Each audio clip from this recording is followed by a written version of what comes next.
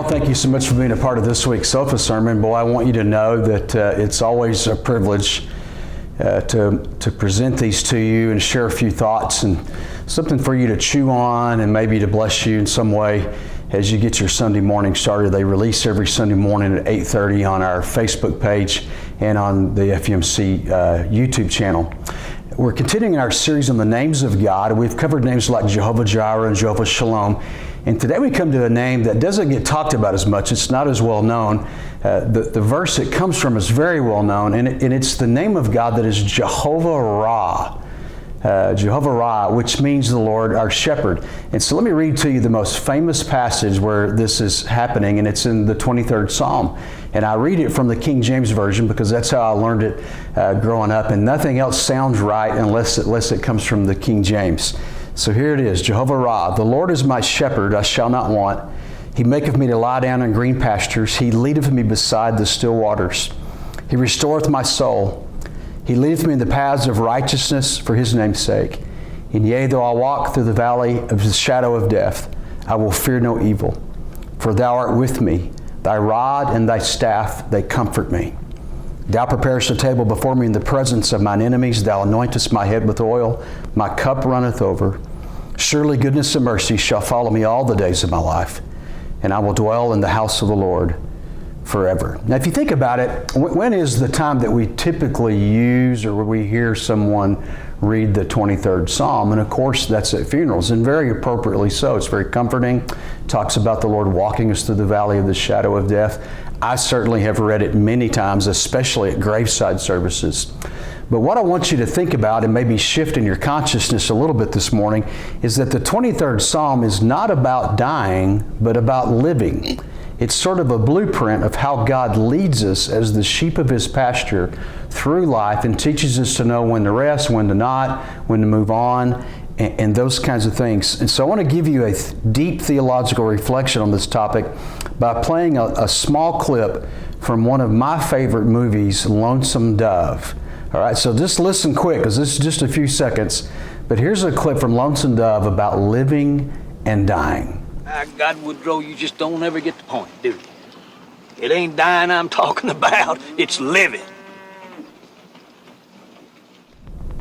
All right, isn't that great? Robert Duvall plays a great character. It's my favorite character in that. And he's saying, you know, I'm not talking about dying, I'm talking about living. And that's exactly where we want to be today. So here's point number one. Knowing Jesus as your shepherd releases divine provision into your life. One of the truths, one of the fundamental truths of being human is that we have needs. We need food, shelter, clothing. We have physical needs.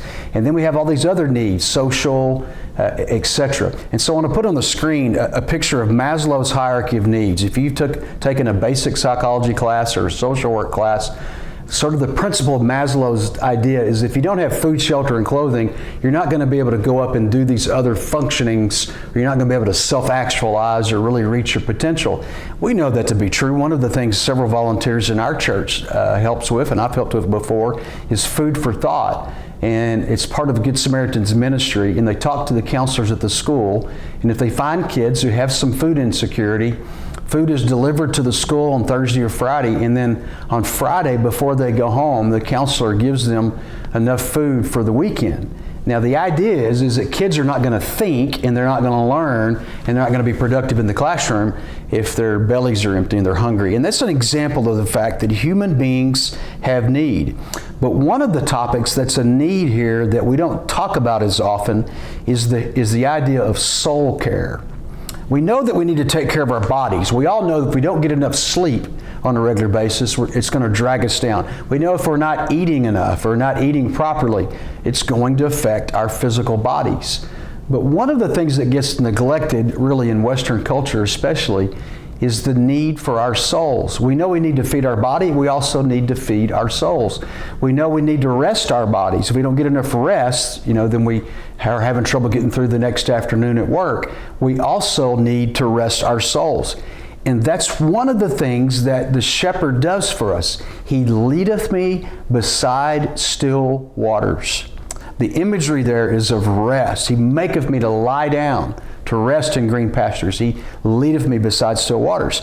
And we tend to, I think, in American culture, know how to add more stuff to our schedule, stay busy, burn the candle at both ends, run, go, go, go. But we don't seem to be very good at carving out time to rest. Not just physical rest, but soul rest. All the staff at church knows that on Fridays, I take a Sabbath. It's kind of like this. The church gets me 6 days a week, because if you need me on Saturday, and I do some stuff on Saturday, but on Friday, unless the building's on fire or there's an emergency, I don't look at a sermon note. I don't answer a call about work. So if you call me and need some information about church on Friday, you're not going to hear from me till Saturday or Sunday.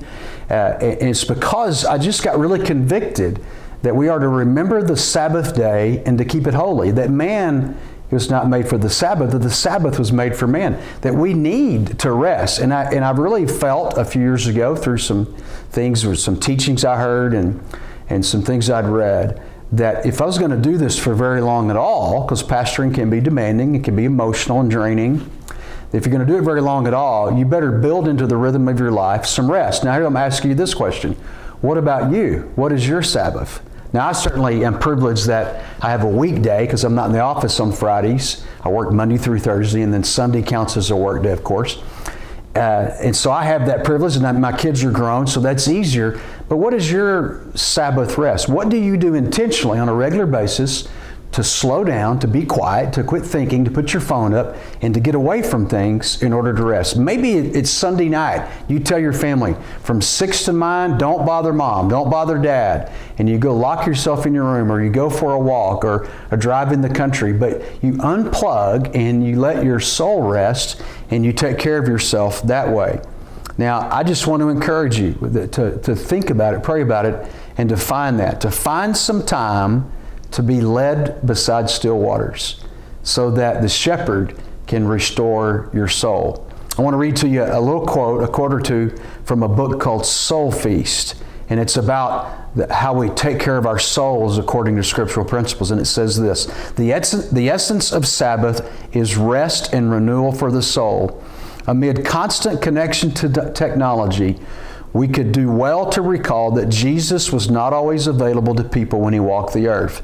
Much to the consternation of family, disciples, crowds, and religious leaders, He simply disappeared at regular intervals to be sustained and renewed in His relationship with the one whose life He so intimately shared and from whom His power for ministry came. Jesus practiced the spiritual imperative of Sabbath. He knew the sacred art of ceasing from active labor. Now listen to this quote. I like this from the author. The church ought to have something different to say about the pace of life and the value of time.